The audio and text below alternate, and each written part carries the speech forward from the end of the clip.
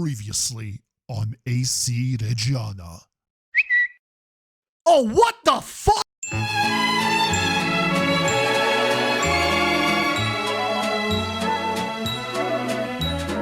Yeah, that actually happened. Newcastle United met the release clauses for both Kasper Poneman and Michihiko. That was the worst night of my life. I was embarrassed. It was like I woke up after a cheap date. I didn't know what happened. I felt taken advantage of. I never want to experience that horror again. Now, while those release clauses do give us a boatload of transfer money, we've got to replace two key positions this offseason and fast. But first, Georgi Marmadashvili has barely played in Germany, so we'll do that for our starting goalie. That's a start. 3 days later. We'll happily take Leonidas Sturgio from Fiorentina for 15 mil. No problem. 1 minute later. Oh, PSV in the Netherlands has an 18-year-old Japanese striker that looks like he survived Project Blue Lock with his current finishing. We'll take him too. Alright, we've got those and a bunch of other signings between youngsters and some veteran presence, but man, if we want to talk about signings, we got a big one. It's none other than Christian Pulisic. That's right, a signing of a player from none other than United States of America! Yeah! What he said. As we went unbeaten in the various friendlies we had scheduled, there was a sense that there was something special brewing here. So with our expectations in place, the start of the season came at the end of August, and from there, until the end of September, we just simply could not be stopped. 8 straight victories to start the year, including a Derby dell'Enza win versus Parma, plus 2 crucial victories in the Champions League group against Atletico de Madrid and Paris Saint-Germain. But it was none other than the herald of the power game himself who made his mark. Have you heard it? Because he's about to hear it. Have you heard the good news? For context, Lorenzo Luca, in a down year last season, which included an injury, scored 38 goals in total across all competitions. He has 8 goals in 8 games to start the year. This man is about to take out the frustration that he missed out on the Champions League final last year on every single person that tries to stop him. And I'm here for it. We then start off October by being the home team against Sassuolo, and in it, Hiroshi Aizen steals the limelight for himself with his first hat-trick of his career.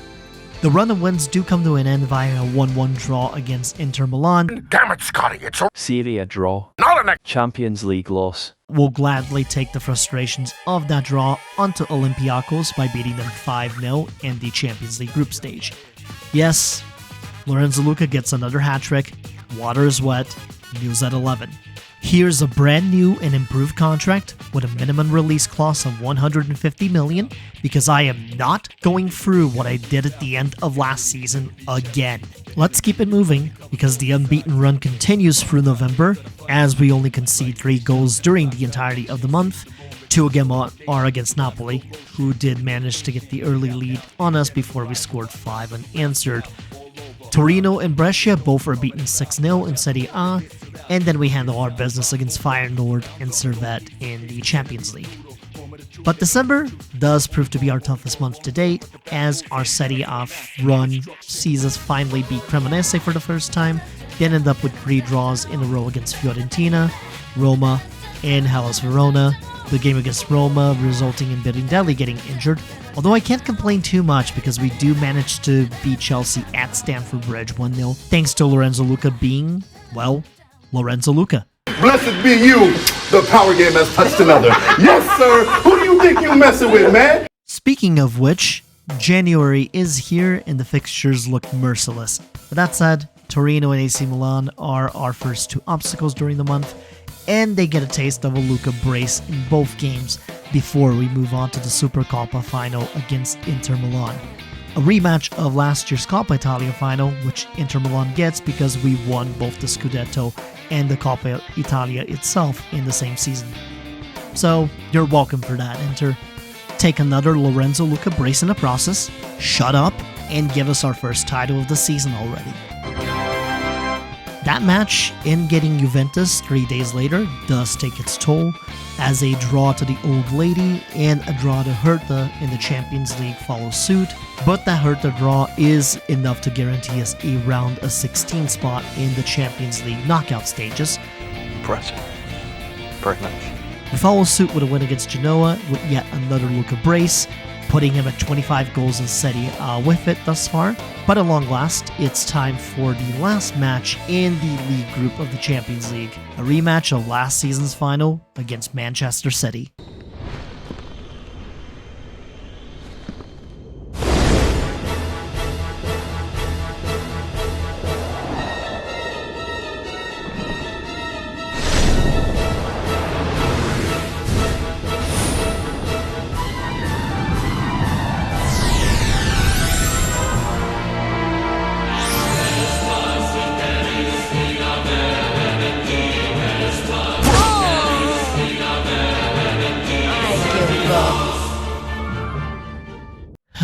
That went about as well as expected, and it's our first loss in the entire season.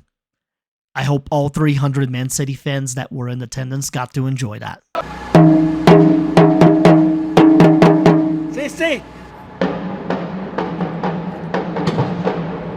From there, we brush Empoli aside and go into the winter transfer deadline.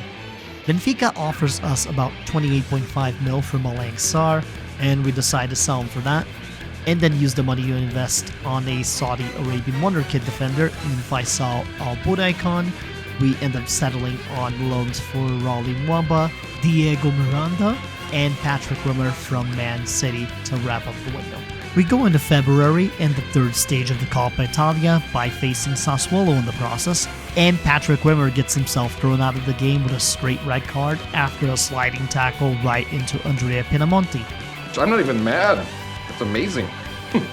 It does take us until extra time, but we do beat Sassuolo 3-1 to advance, thanks to another Luka brace and Saul pouring salt in the wound. We live rent-free in their heads, I tell you. We then get Atalanta in the quarterfinals, and in between a Serie A game against Bologna, which we win, we dispatch them 3-1 to move on to the semis. We take that momentum and just keep on winning games throughout the rest of the month, including beating up Sassuolo for the third time this season. But the big story on the tail end of February is none other than Hiroshi Aizen. Not only did he help Japan in winning the Asian Nations Cup, he also emerged as the top scorer of the tournament with 18 goals in total. That goal-scoring form came back with him as he scored 9 goals total within that second half of February, including a 5-goal game against Salernitana. Between him and Luka, our striker duo is finding the net at every possible chance. And we're gonna need it, as our round of 16 opponents in the Champions League are none other than Napoli. Buongiorno. A draw to Lazio to start March isn't ideal, but we do take care of our Champions League legs against Napoli in 2-0 wins. Arrivederci.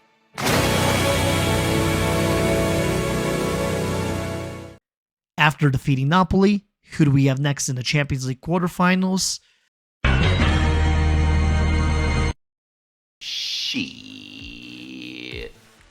So we wrap up March in a tough game against Atalanta that sees us having to come back from a 1-0 deficit, and with that we go into April with a 16-point lead in Serie A, our top strikers having a combined 57 goals between them, Pulisic and Rooney with 14 and 11 assists respectively, and the XG standings table finally having us in first place for once. Napoli does give us a tough game to start the month, but we do beat them in a high-scoring affair 5-3. Unfortunately, the first leg of the Champions League quarterfinals end up with us getting snake-bitten and Federico Valverde scoring for Real Madrid.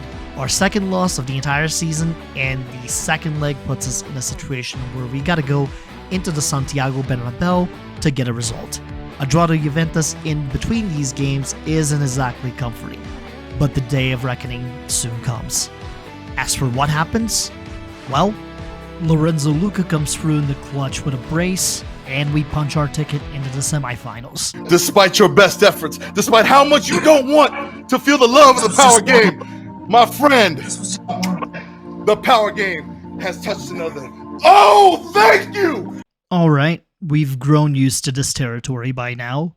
So, who's it gonna be in the semis? Wait, no. Not them. Not them again.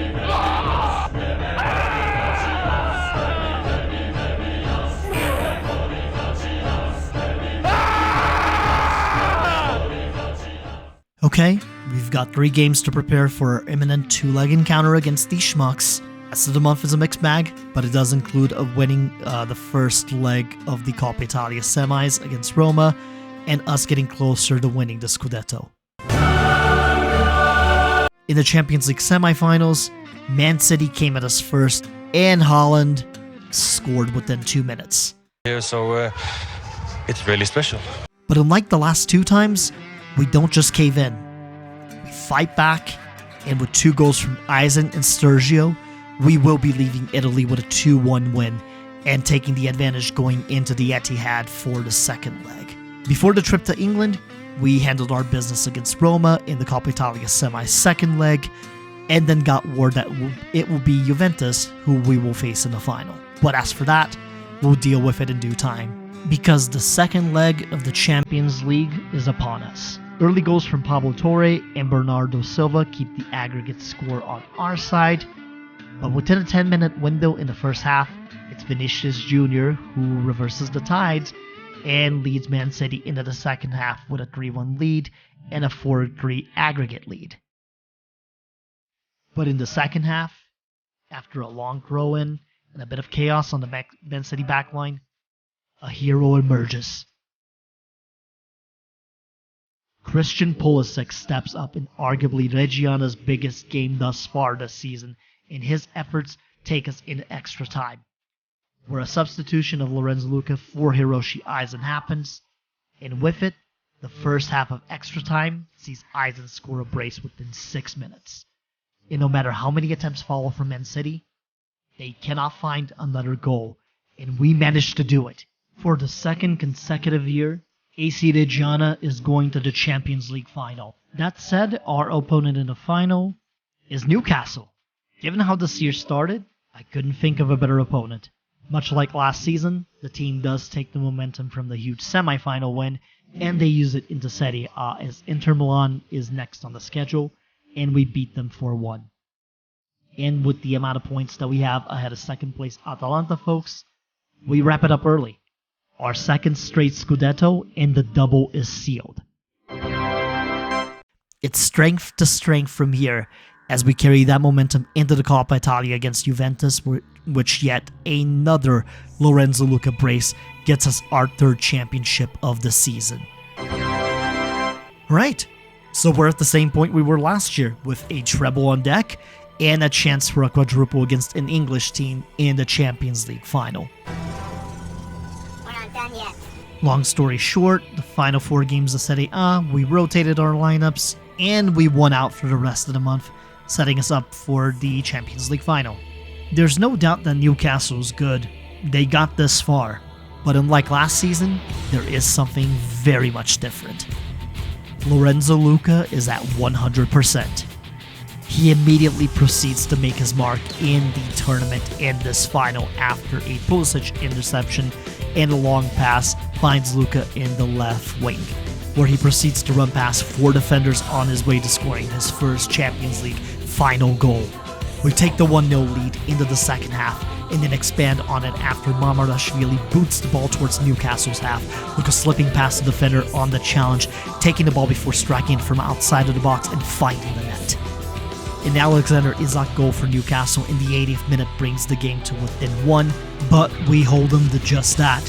AC Reggiana are your 2026-2027 UEFA Champions League winners. This is a season to remember in every single way. 4 titles, an invincible season in Serie A, Lorenzo Luca breaking his own goal records from 2 years ago, and finally, the full confirmation of a new stadium in Reggio Emilia that will be ready in 2030. All in all, my work here is done. I have done everything that I could possibly do, and honestly, I could use a vacation before my next adventure. But hey, I know for a fact that whoever takes the job next will do just fine. See? They will have at least 6 years of more success before everything goes to shit.